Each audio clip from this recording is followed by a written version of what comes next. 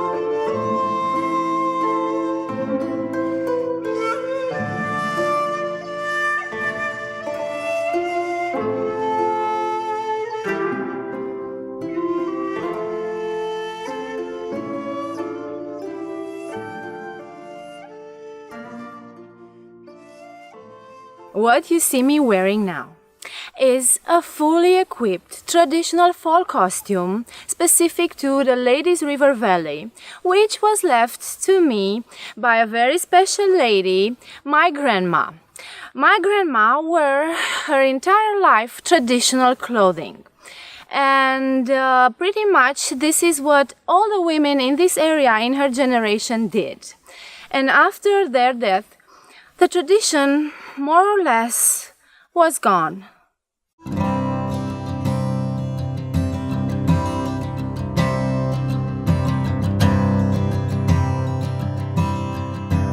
The beauty and enchantment of fall costumes from Argeș is, however, in danger of being lost. The traditional craftsmen are mostly old and don't really have apprentices to carry on this art. The same goes with all the regions in Romania.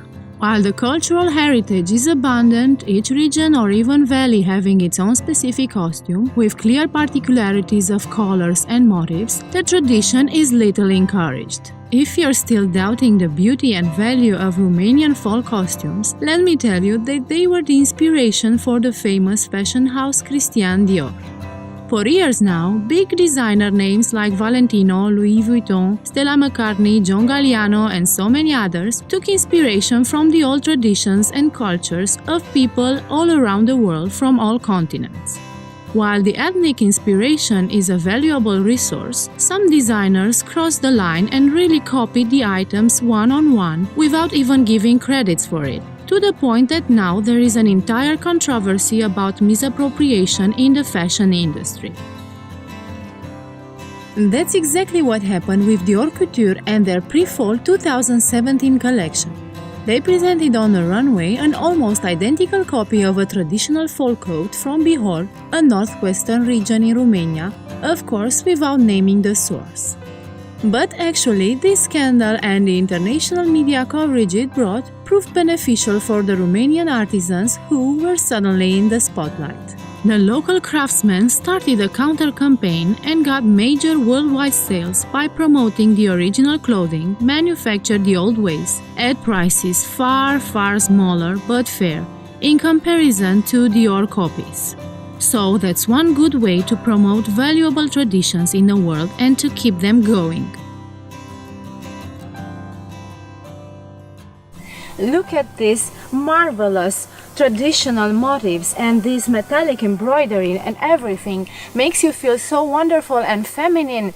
And every woman here was sewing her own costume and was adornishing her costume by her own liking, and then they presented it in the front of the entire village.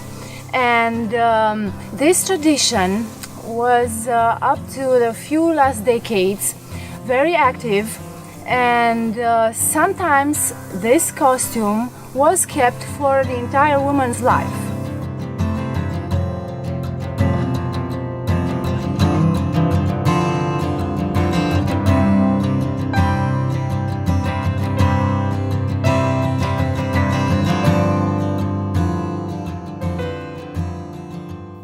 This is a 100 years old costume.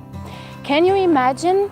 They were doing it so good and the quality was so high that it resisted extremely well, although it was worn by my grandma. And this is a traditional festive costume. They used to wear it for Sundays and celebrations and weddings and all other holidays for the rest of the days. They were having some similar costume, but much simpler. The adornments were not so full. But anyways, the pieces were the same, and they were doing hard works in it.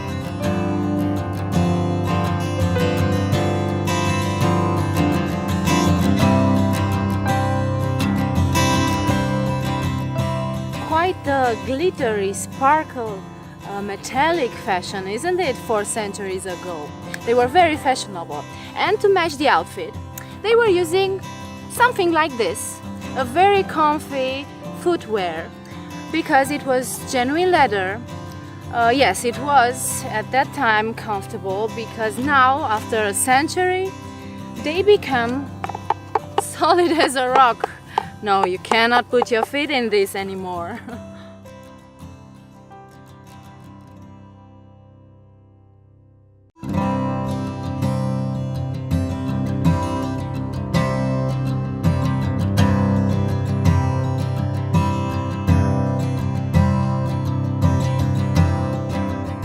The Ladies River, what you see here today, is just a pale trace of what it was once upon a time. It was wide and the waters were fast and furious, but nowadays the waters are collected for the hydro plant in Argeș, which is one of the greatest in Romania, and this is what remains.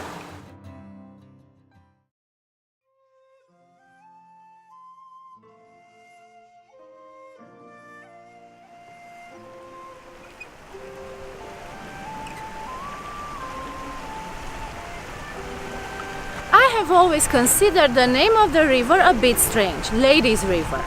There is a beautiful legend, a local legend, passed from generation to generation since centuries, that says that a lady, a very important and fair lady, it was the wife of Vlad the Impaler, also known as Vlad Dracula. Yes, the same Count Dracula, the main character of the Dracula story, but the Vlad the Impaler was the real guy, was a ruler of these lands, and his wife was followed by the Ottoman Turks who were invading the lands, and she ran away from them, and after days and days running away, she arrived here on this river, and the Turks were surrounding her, and she decided that she would rather die than be a prisoner of the Turks. So she threw herself away from the cliffs on the river, and of course she died.